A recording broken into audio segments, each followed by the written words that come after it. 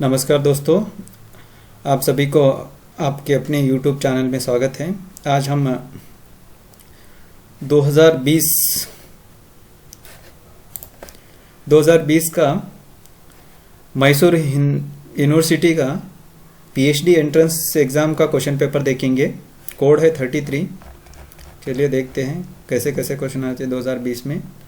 इसमें सेम ही 2017 जैसा ही इसमें भी बहुविकल्पीय 50 रहेंगे, उसके बाद 50 थ्योरेटिकल रहेंगे जो लिखना होगा। भाषा का मूल कौन सा है? मौखिक है, ये पहला क्वेश्चन है।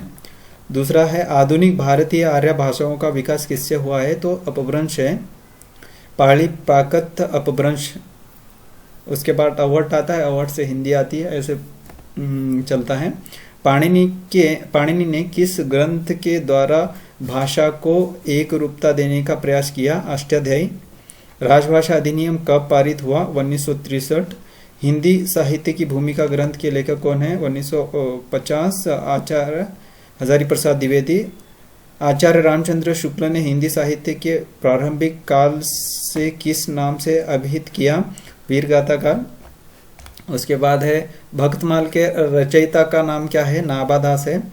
डॉक्टर नगेंद्र के अनुसार भक्ति काल का समय वह है 1350 से 1650। सखी शब्द से क्या आशय है? साक्षी। पद्मावती किसके प्रति है? बुद्धि। अकरावट किसकी रचना है? जायसी।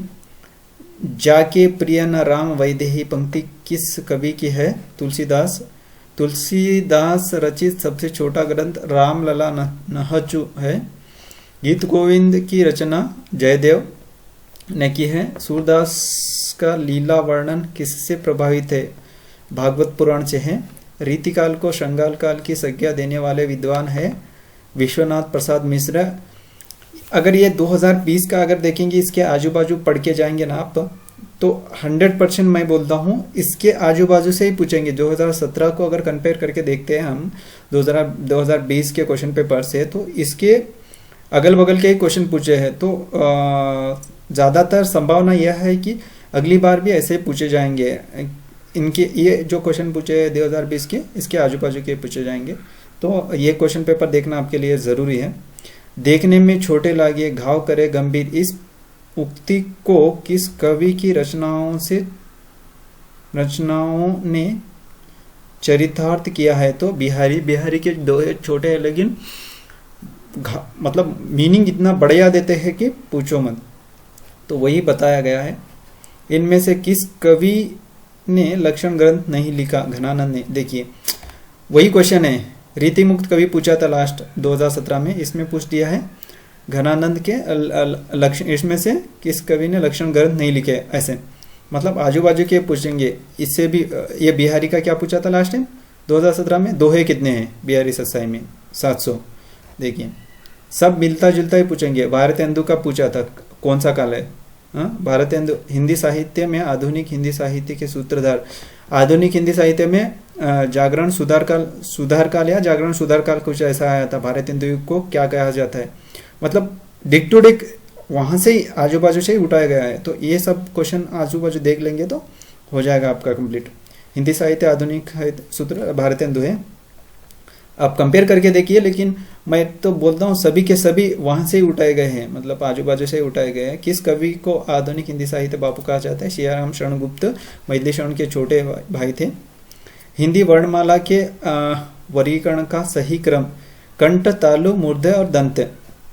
किस कवि ने मय शैली अपनाई है? तो निराला है, सूर्यकांत त्रिपाठी ने। इनमें कामायनी का अंतिम स्वर कौन सा है? चिंता से शुरू होती कामायनी चिंता से शुरू होके आनंद तक जाती है। 15 स्वर लगते हैं इसमें। एक शॉर्ट ट्रिक बनाऊंगा इसके ऊपर। महादेवी वर्मा की यामा में कितनी? 4। ये तो सबको पता ही होना चाहिए। नीर, निशा, निर्जा, नीर र से कुछ आएगा, नी और निशा। ये कुछ शॉर्ट ट्रिक है, नीर निशा बोल के, मुझे याद नहीं आ रहा है, मैं बताऊंगा।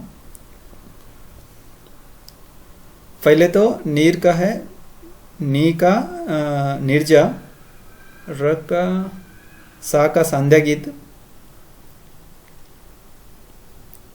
निमंत्रण कुछ ऐसा कुछ तो है। तो ये चारों यामा में संकलित है, जिसे ज्ञानपीठ पुरस्कार मिला है। गुंजन किसकी है? सुमित्रा नंदन पंत की है। इनमें से इनमें कौन सी कहानी प्रेमचंद की नहीं है? आकाशदीप नहीं है, जयशंकर प्रसाद की है। आकाशदीप को नेट के न्यू सिलेबस में, अपडेटेड न्यू सिलेबस में रखा गया है। उसके बाद नई कहानी की शुरुआत 1950 से होती है। फूलों का गुर्ता यशपाल का है। आपका बंटी मनु भंडारी का है। आपका बंटी ये भी न्यू अपडेटेड सिलेबस एनटीए वाला जो चलाता है उसमें दिया है। नेट के जिंदगी 50-50 किन्नर पे दिया गया है। किन्नर पे लास्ट टाइम भी एक क्वेश्चन पूछा गया था, इसमें भी आया। अंधेर नगरी किस प्रकार का है? यह है प्रहसन मतलब कॉमेडी। इनमें से कौन सा काव्य नाटक शिव एवं सती के प्रसंग पर आधारित है? ये एक कंठ विषपाई। कबीर खड़ा बाजार में भीष्म साहनी का नाटक है। हंस किस प्रकार की पत्रिका है? मासिक है। काव्य शास्त्र का प्रथम आचार्य किसे? भारत मुनि को माना जाता है। रमणीयार्थ प्रतिपादकम शब्दम काव्यम, ये पंडितराज जगन्नाथ का है। नाट्य शास्त्र किसकी रचना है? भरत मुनि की। ये सभी क्वेश्चन पीछे, इसलिए जो ज़्यादा कॉन्फिडेंस या ज़्यादा जॉब किए हुए या ज़्यादा जिसे पता रहता है कि एग्ज़ाम किस दृष्टि से आएंगे, जो बताते रहते हैं, वो लोग ज़्यादातर क्वेश्चन पेपर सॉल्व किए रहते हैं। इसीलिए पता रहता है कि कौन सा क्वेश्चन कहाँ से उठा है, कौन सा क्वेश्चन कैसे पूछ रहा है और आगे कैसे पूछेगा, उनको इस चीज़ से अंदाज़ा हो जाता है। सक्सेसफुल लोग ऐसे ही करते हैं, क्वेश्चन पेपर से ही अंदाज़ा लगा लेते हैं। अगले बार, पिछली बार ये पूछा है, अब ये पूछेगा तो आगे क्या पूछेगा, ऐसे अंदाज़ा लगा कर पढ़ने से क्या है, सक्सेस ऑटोमेटिकली मिलती है। कला के लिए ये ऑस्कर वाइल्ड का है। सिद्धांत है, प्रवर्तक कौन है पूछा है? Oscar Wilde. अंधेरे में किसकी रचना है? मुक्तिबोध की है। बहुत लंबी कविता है। इनमें से कौन सी रचना कविता संग्रह धूमिल की है? कल सुनना मुझे और सुदामा पांडे का प्रजातंत्र, ये दो उनकी कविता संग्रह है। सुदामा पांडे धूमिल बहुत बड़े मतलब बहुत तीखे लिखने वाले एक लेखक है। कामायनी 2 जयशंकर प्रसाद, गीतिका 4 निराला, वीणा 1 सुमित्रानंद पंत, निर्जा 3 महादेवी वर्मा। इनमें से कौन सा नाटक मोहन राकेश का नहीं है? समाधि नहीं है। अंडे के छिलके एक होगा, आषाढ़ का एक दिन, आधे अधूरे, लहरों के हंस इनका है। एकांकी के जनक रामकुमार वर्मा को मानते हैं। हिंदी के पहले ज्ञानपीठ पुरस्कार विजेता कौन है? सुमित्रानंदन पंत।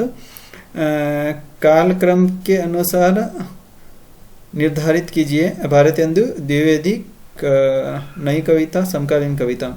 उसके बाद आता है एडिटर को लेखा परीक्षक बोलते हैं।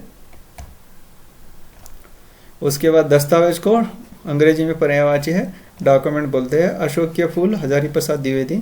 परीक्षा गुरु उपन्यास के लेखक लाला श्रीनिवास दास, ये नेट में न्यू अपडेटेड सिलेबस नेट वाले में रखा गया है। मुझे चांद चाहिए उपन्यास है। उसके बाद 50 क्वेश्चन हमारे यहाँ पे कंप्लीट हो जाते हैं। उसके बाद ये 5 क्वेश्चन पूछे हैं, पांचों को 5 लिखना है, पांचों को 10-10 मार्क्स है, मतलब सब मिला के 100 क्वेश्चन हो गए। आप स्टॉप करके देख सकते हैं इसको। ये क्वेश्चन है गोदान का पूछा है, लास्ट टाइम भी गोदान कृष्ण भक्ति शाखा का पूछा है। पत्रकारिता का नया क्वेश्चन आया है और अनुवाद का नया क्वेश्चन आया है। धन्यवाद दोस्तों, सब्सक्राइब कीजिए मेरे चैनल को और ज़्यादा से ज़्यादा शेयर कीजिए, ताकि किसी लोगों को नहीं मिलता है। मैसूर यूनिवर्सिटी कोई मामूली यूनिवर्सिटी नहीं है, अच्छी यूनिवर्सिटी है। अगर वहाँ पे आप पीएचडी करते हैं तो आपका भविष्य अच्छा रहेगा। पीएचडी कंपलसरी भी होने वाली है। तो दोस्तों मेरे इस चैनल को सब्सक्राइब कीजिए, शेयर कीजिए और मुझे आगे बढ़ने में मदद कीजिए। धन्यवाद। कोरोना में अपना ध्यान रखिए, परिवार का ध्यान रखिए।